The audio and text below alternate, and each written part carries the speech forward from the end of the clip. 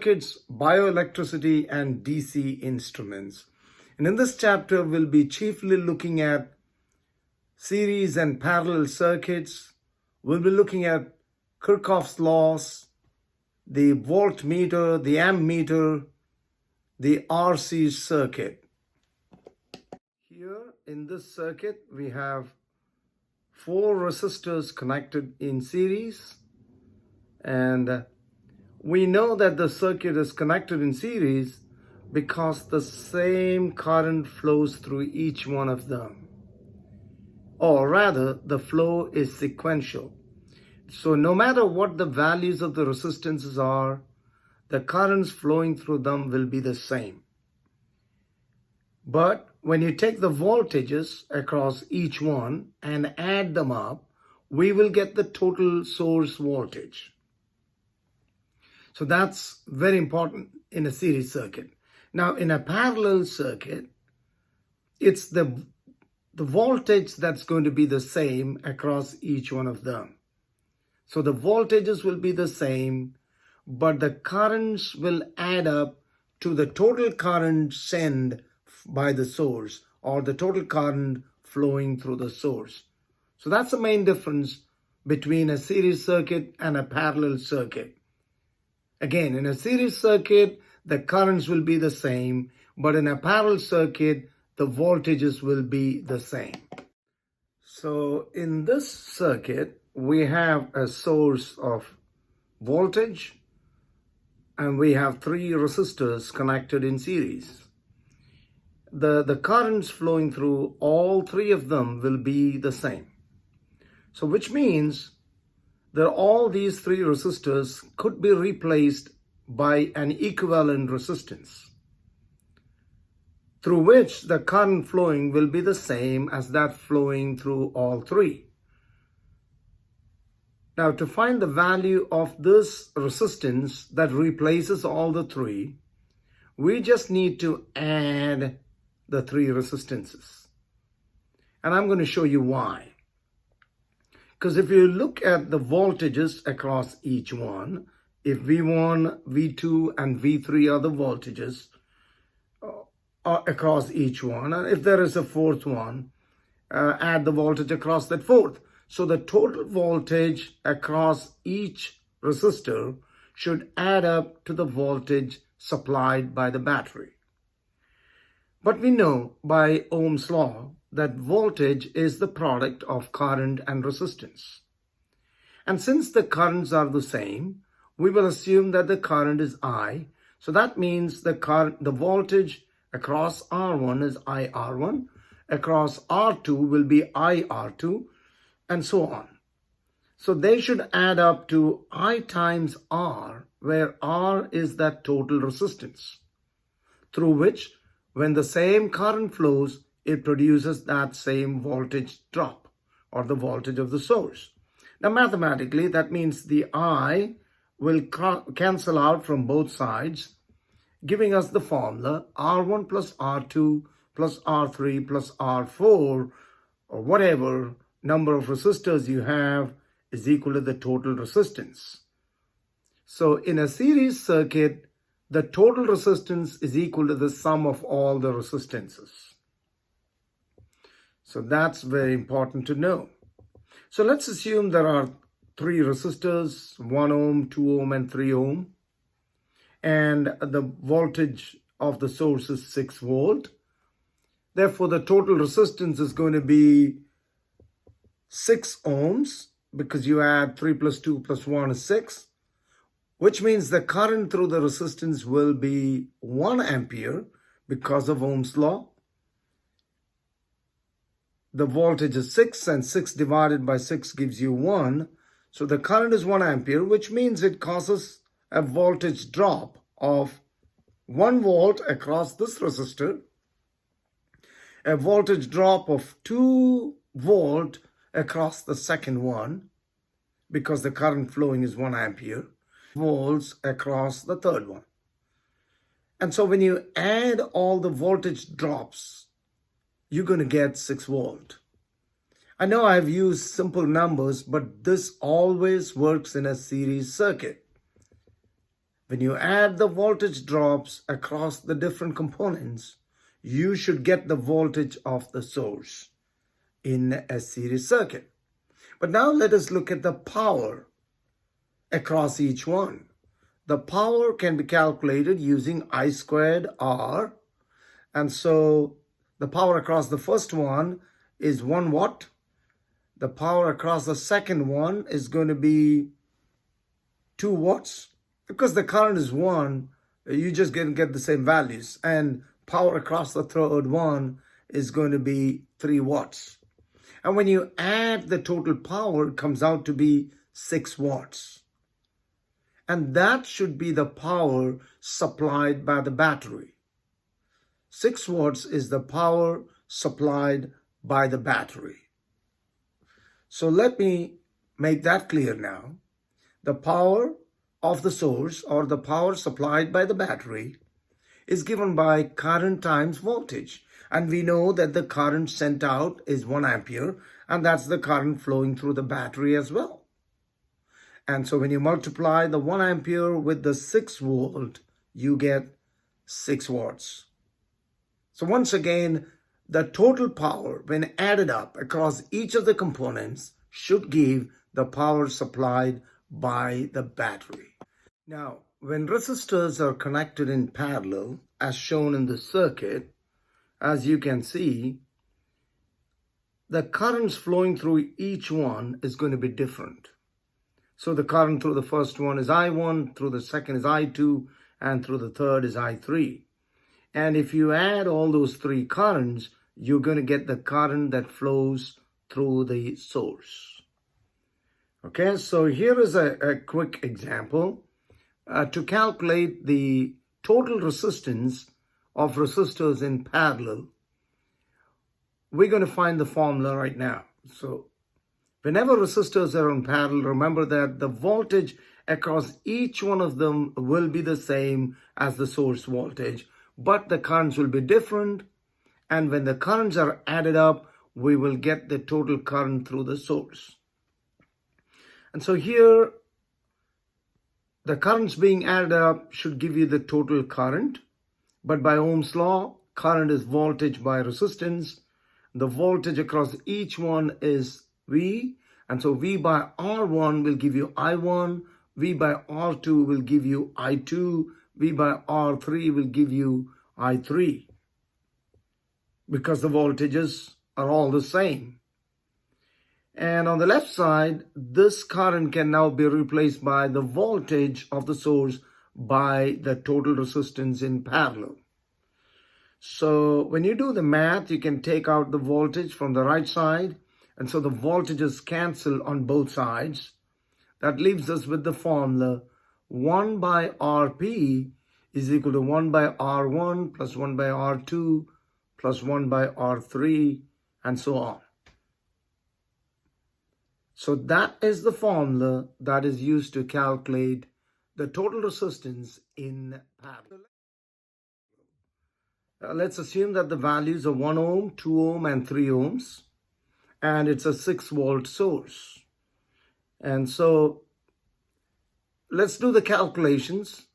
We'll find the voltage across each one is going to be 6 volt.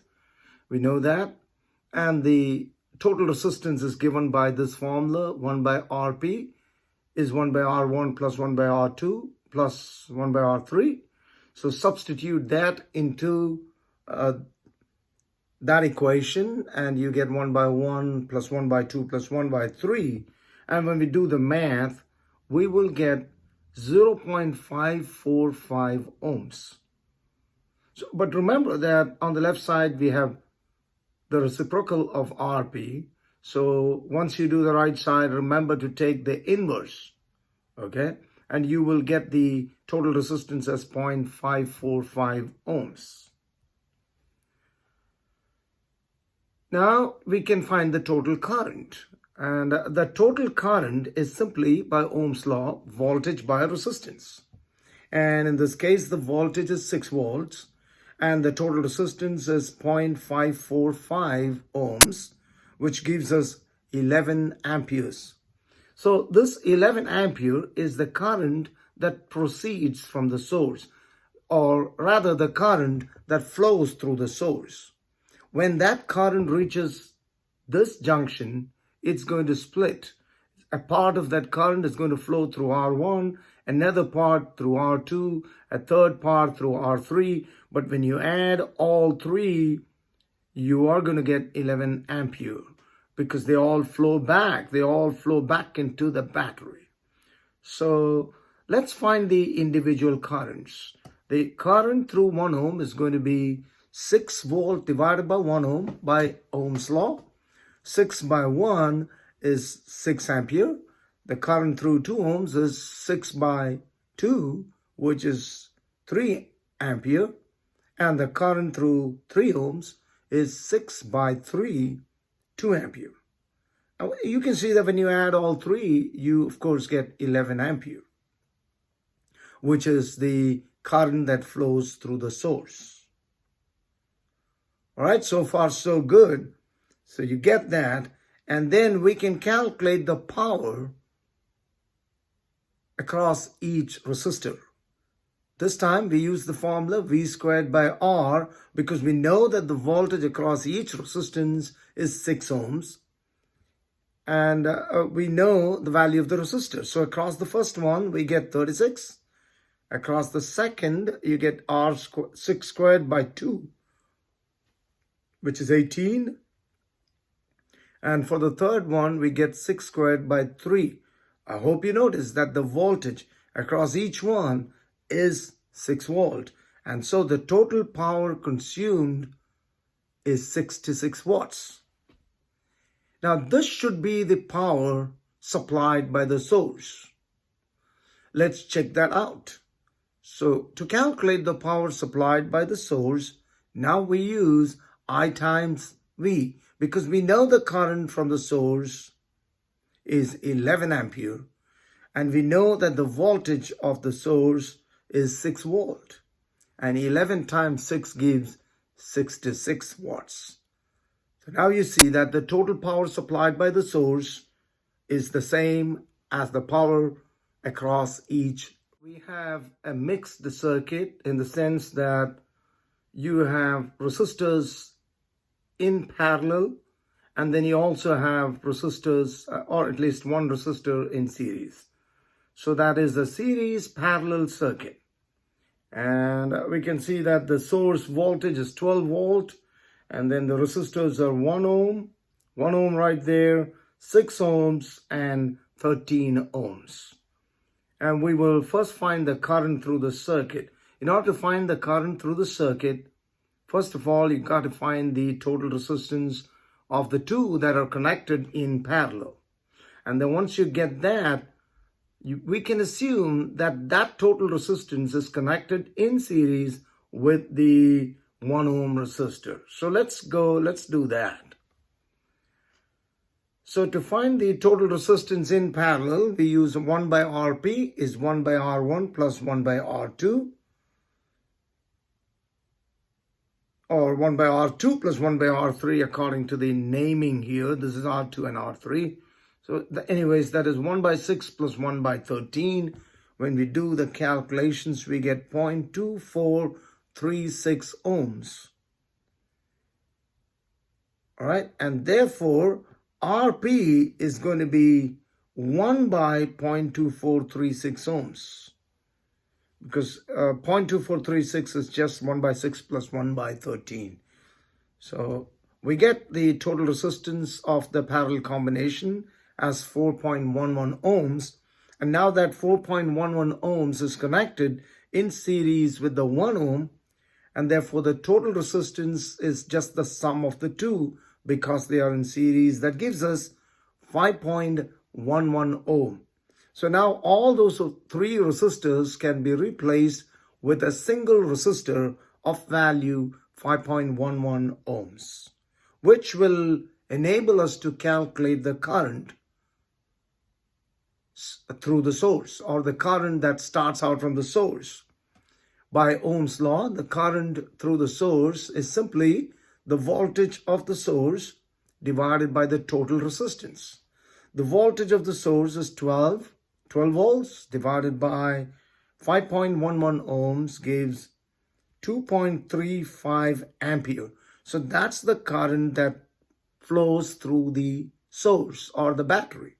When that current flows, of course, that same current flows through the 1 ohm. Why? Because that's in series with the battery.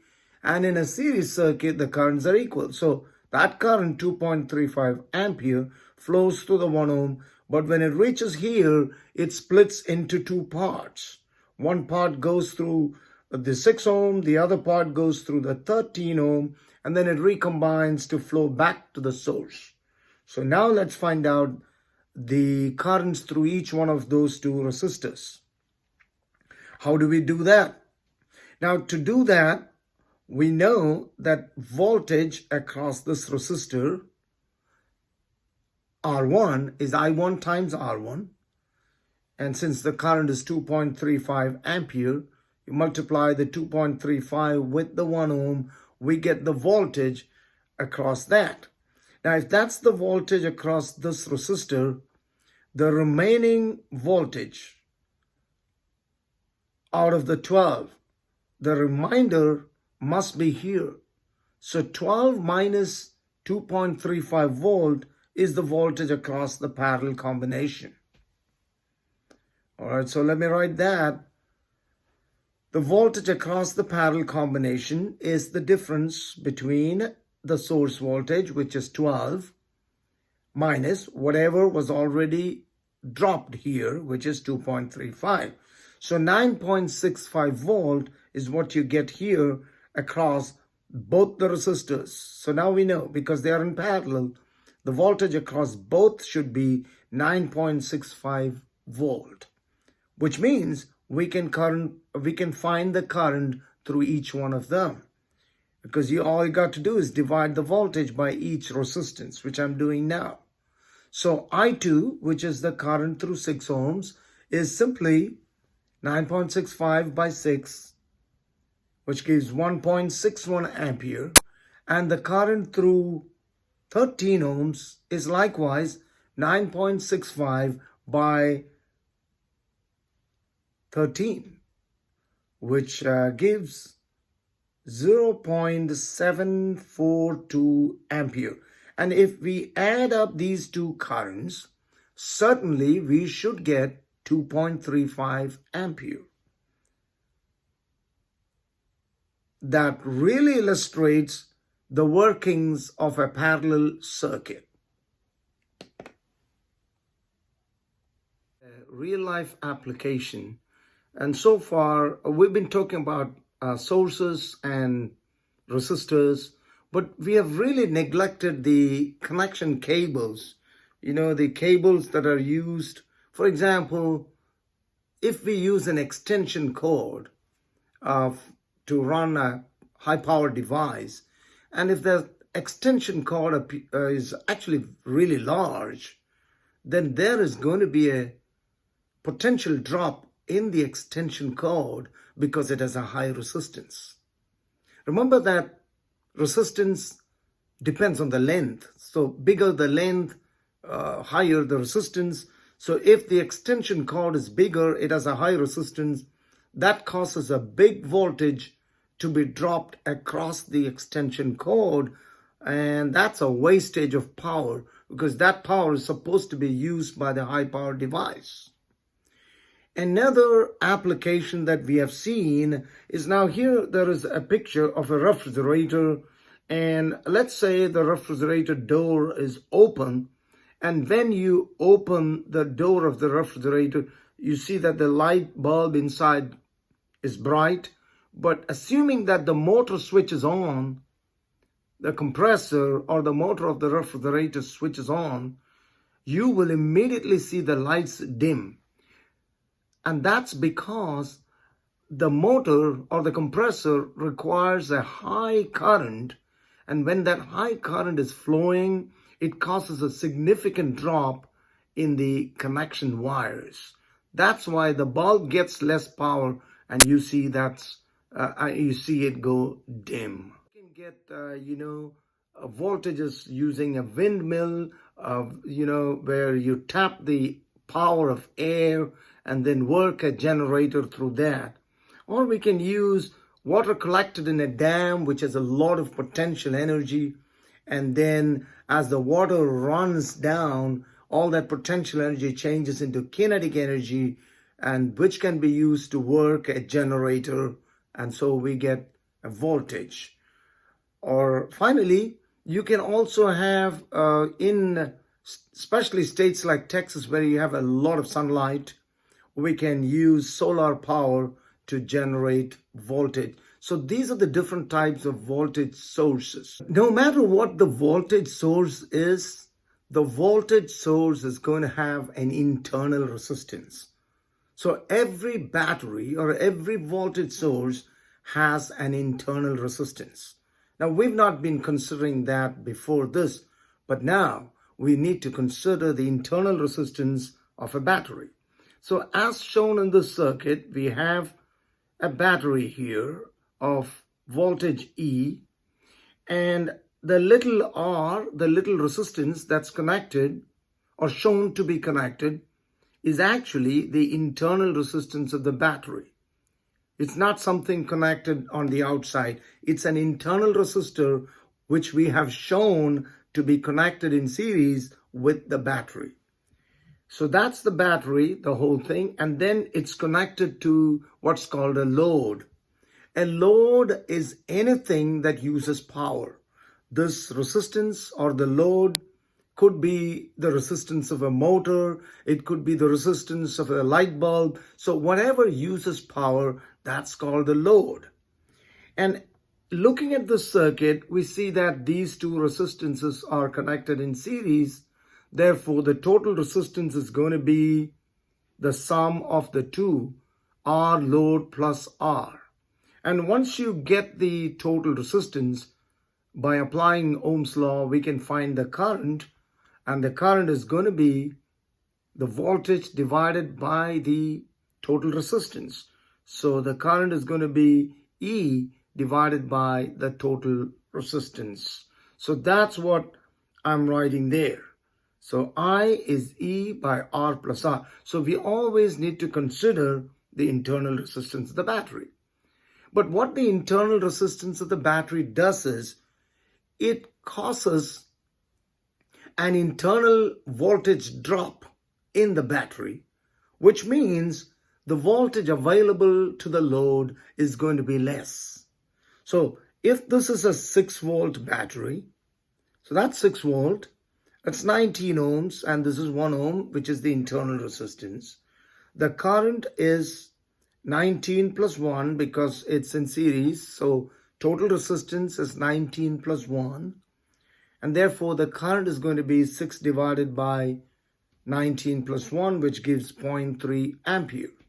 So when that 0.3 ampere flows through this resistance, the voltage dropped will be 0.3 times 19, which is 5.7 volt. So now you see that although the source voltage is 6 volt, the load only gets 5.7 volt. 0.3 volt has been lost. In fact, it's called the lost volt. Now, where is it lost? It's lost within the battery. So this is the effect of a source having internal resistance. So in a real life situation, sources need to have a very low internal resistance. What is interesting is a car battery which has a voltage of 12 volt usually has an internal resistance of 0.1 ohm, 0.1 ohm. But the batteries that we buy from the store, the 1.5 volt battery, it has an internal resistance of 1 ohm. So you see that the car battery has a real low internal resistance, and therefore it's able to provide a higher current, which we need in order to start the car. Different sources together, and we can connect them in series or in parallel. For example, as shown in this diagram, you have a battery charger. And what the battery charger does is it sends a current through the battery in the reverse direction to what the battery usually sends current when it's working. So we know that the battery always sends a current from positive to negative. So in this case, we are sending a current through the charger, if you watch carefully, which flows from the positive of the charger but goes through the negative and comes out through the positive. So you send a current which is opposite to the normal direction of current through a battery, which reverses the chemical reaction, and therefore the potential comes back to 6 volt or 12 volt. And so we can use it again. When sources are connected in series, as shown in this diagram, we should remember that since the batteries have internal resistances, those resistances are also connected in series, which means those internal resistances add up. And so the current supplied to an external resistor, as shown here, that's an external resistor or a load, the current will be the sum of the EMFs divided by the total internal resistance. But it need not always be the sum of the EMFs. In this case, it is the sum of the voltages or the EMF, and that's what I'm saying. EMF is electromotive force. Anyway, that's the voltages.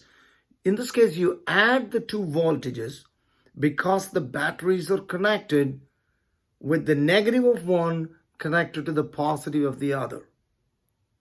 But if you were to reverse the batteries, then you would have to write E1 minus E2. But here is another example of sources, but now the sources are connected in parallel. Therefore, the resistances now, you can see they add up. The total resistances are R1 plus R2. The actual current would be the sum of the voltages divided by the sum of all the three resistances. That is R1, R2, which are the internal resistances, and R, which is the load. So that's the expression for the current through this circuit. It's also important to look at a circuit like this where the sources are now connected in parallel. So you can see that the sources both have the same voltage. So usually when you connect sources in parallel, they have the same voltage, or they need to have the same voltage. And the effective voltage in this circuit will not be the sum of the two voltages. It will only be 1 volt, one of their voltages. But then the question is, why do you need to connect it this way? What is the advantage? The advantage of connecting it this way is that now their internal resistances are connected. Now, what's the advantage of that? If the total internal resistance decreases, then when you add this resistance to that, the total that you get is going to be small, which means you have a bigger current. So the advantage of connecting sources in parallel is that you get a much higher current than you would get if you were to use a single voltage source. So far, we were looking at simple circuits, but not all circuits are simple.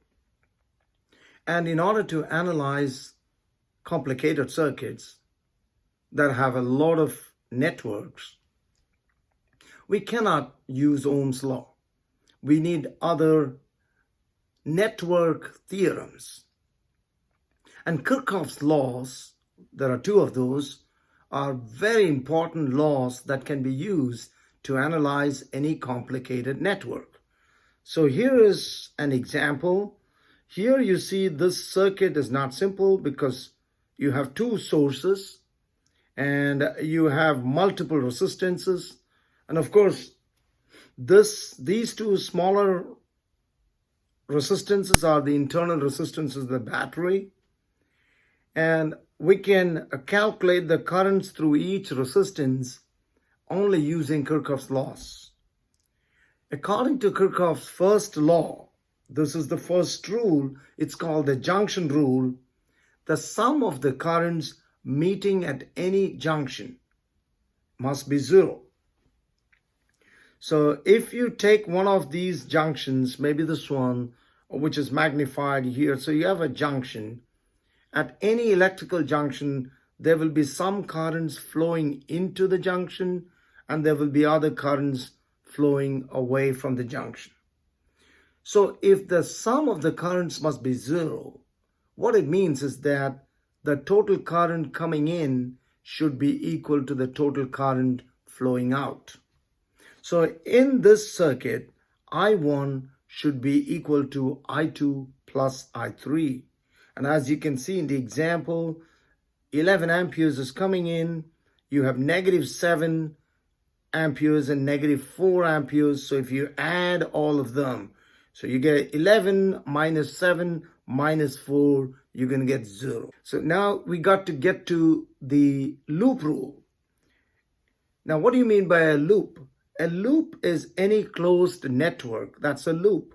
So here you have a second loop. And you could also have a third loop in this case. And according to the loop rule, the algebraic sum of all the potential drop or the algebraic sum of the changes in potential around any closed loop must be zero. Now, what do you mean by algebraic sum? That means you need to consider the sign. And I'm going to tell you how to consider the sign and apply the loop rule. Anyway, in short, when you add all the voltages, you must get 0.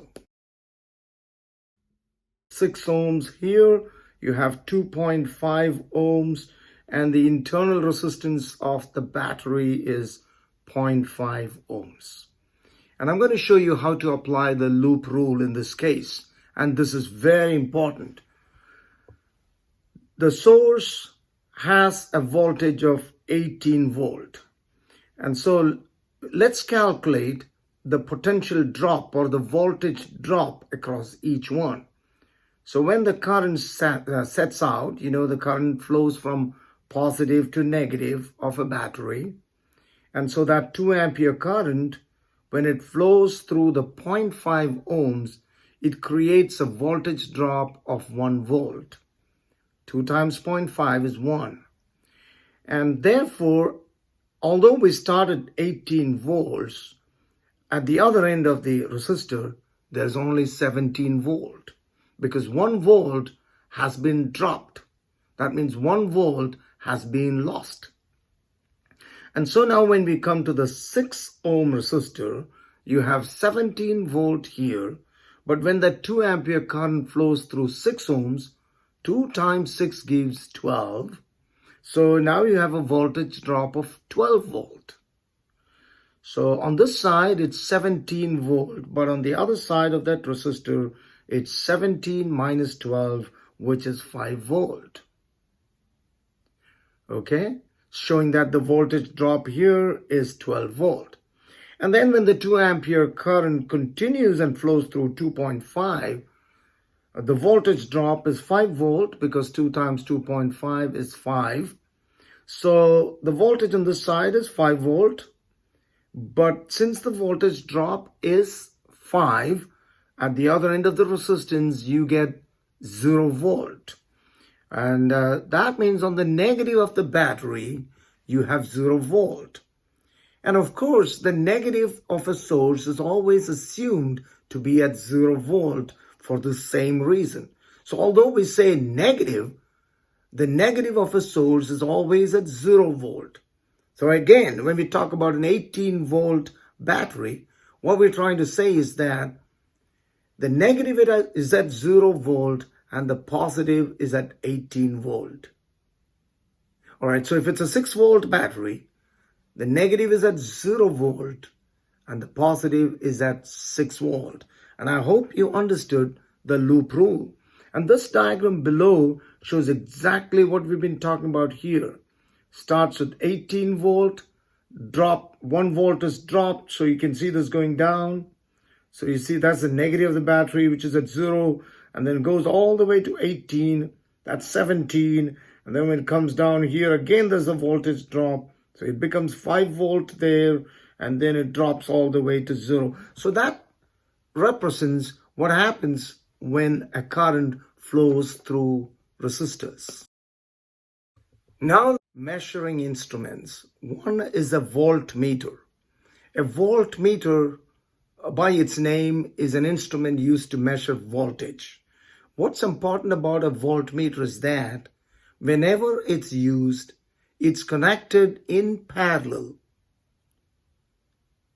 to the points where we need to find the voltage. So if we need to find the voltage across R1, you can see this voltmeter is connected in parallel with that. You need the voltage across R2, you need a voltmeter to be connected in parallel to that. Why? Because in parallel, we know the voltages are equal. So you're trying to measure the voltage across R1, need to get the same voltage across the meter, so it's connected in parallel.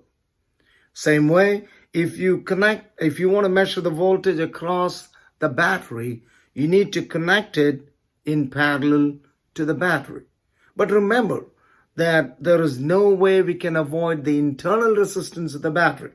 You won't see anything outside, but just when we connect the voltmeter with one end to the positive, the other end to the negative, remember that the internal resistance is also included in that. So again, a voltmeter is always placed in parallel with the source or resistor. The second point to be noted down is that the internal resistance of a source is always included. Next, it's the current measuring instrument called an ammeter.